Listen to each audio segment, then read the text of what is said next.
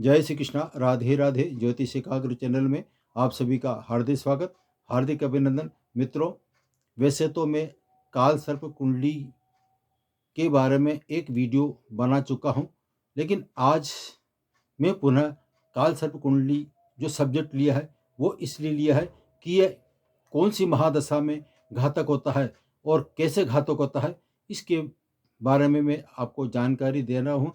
अधिक विलंब न करते हुए मैं आपको विस्तार से बताऊंगा और आप कृपया इस वीडियो को पूरा देखें, क्योंकि इसमें ये जीवन की सच्चाई है और इसको नकार नहीं सकते हैं।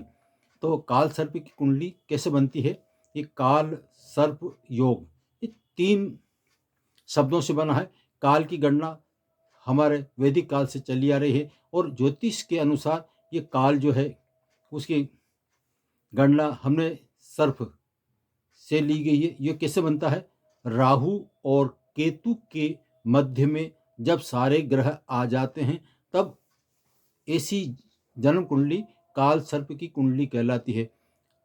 हाँ, मैं इस बात को स्वीकार करता हूँ कि हमेशा ही काल सर्प की कुंडली दुखदायी या परेशानी का कारण नहीं हो सकती है। ये प्रबल राजयोग कारक भी हो सकती है। लेकिन आज जो मैंने सब्जेक्ट लिया है उसमें मैं थोड़ा उदाहरण सहित बताऊंगा कि ये कितनी घातक होती है। एक जन्म पत्रिका जो मेरे सामने आई है वो मेष लग्न की है और मैं एक बात बता देता हूँ। मेष लग्न की कुंडली में यदि राहु 10वें में हो और चतुर्थ भाव में केतु हो और सारे ही ग्रह उसमें आ जाए तो ये राहु जहाँ 10वें स्थान बैठा है वो घातक नामक काल सर्प कुंडली का निर्माण कर रही है और उसमें राहु केतु के मध्य में सारे ग्रह आ गए। अब इसका किस तरह से, गुरु जो है चतुर्थ भाव में बैठा हुआ है। काल सर्प की कुंडली के अनुसार मेष लग्न की जो जन्म पत्रिका है, लग्न चार्ट है, उसमें चतुर्थ भाव में कर्क राशि का चंद्रमा केतु के साथ स्थित होता है। सभी जानते हैं कि गुरु ग्रह जो है कर्क राशि में उच्च का होता है, परंतु यदि गुरु राशि की महादशा प्रारंभ हो तो यह चाहे कितना ही उच्च का हो, यह एक तो पापी ग्रहों से दूषित है, दूसरा यह अपने पूर्व जन्म के संस्कारों को लेकर आता है। पूर्व जन्म में जो आपने कर्म किए है उसका परिणाम इस जन्म में भुगतना ही पड़ता है। काल सर्प की कुंडली में चतुर्थ भाव में गुरु और 10वें भाव में शनि राहु के साथ बैठा हो तो इन दोनों का आपसी संबंध कितना खतरनाक हो सकता है। राहु की जब गुरु की महादशा प्रारंभ होती है और चाहे वो भले ही कर्क राशि का हो, गुरु की महादशा में ऐसे जातक या जाति का विवाह तो हो जाता है, परंतु उनका वैवाहिक जीवन सुखी नहीं कह सकते हैं। कारण क्या है? इसमें लग्न भाव का स्वामी जो होता है वो मंगल होता है और यदि ये मंगल द्वितीय भाव में यानी कि कुटुंब भाव में विराजित हो जाए और तो ये मंगल दूसरे भाव में बैठकर पंचम भाव को डालेगा, 1 2 3 4, यानी कि पंचम भाव पर उसकी दृष्टि होती है, अष्टम भाव पर भी दृष्टि होती है। तो ऐसे जातक या जातिका का दाम्पत्य जीवन सुखी नहीं हो सकता है।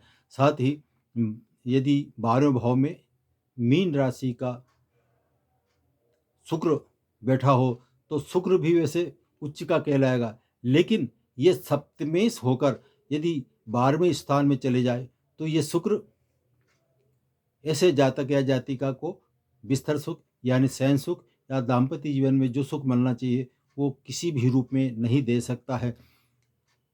तो यह है काल सर्प कुंडली का विवरण। काल सर्प कुंडली में गुरु की महादशा, चाहे वो बार मैं एक बार रिपीट कर रहा हूँ, गुरु की महादशा में चाहे वो उच्च का ही क्यों ना हो, गुरु अत्यंत ही कष्टकारी होता है और ये मृत्यु तुल्य कष्ट देता है अपनी महादशा में।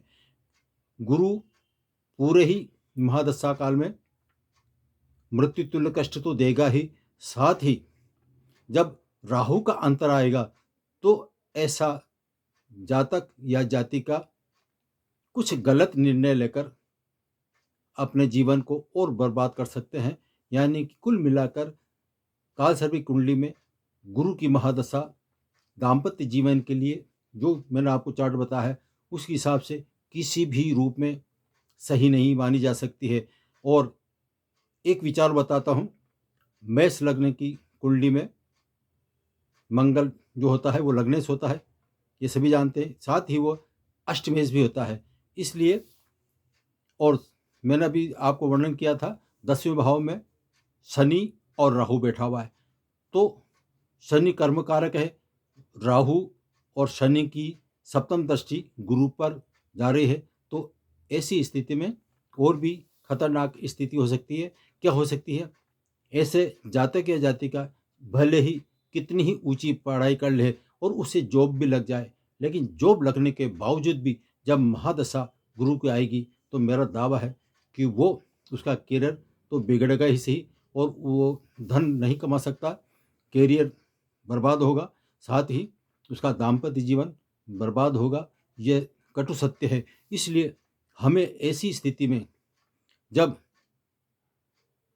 राहु जब शनि के साथ बैठा हो, गुरु की दृष्टि परिवर्तन हो, तो मैं एक ही सलाह दूंगा कि जब ऐसे जातक जातिका का जब आप विवाह करने जा रहे हैं तो पाणी ग्रहण के समय कुछ रेमेडीज उपाय उसी समय कर लें तो बहुत उचित रहेगा।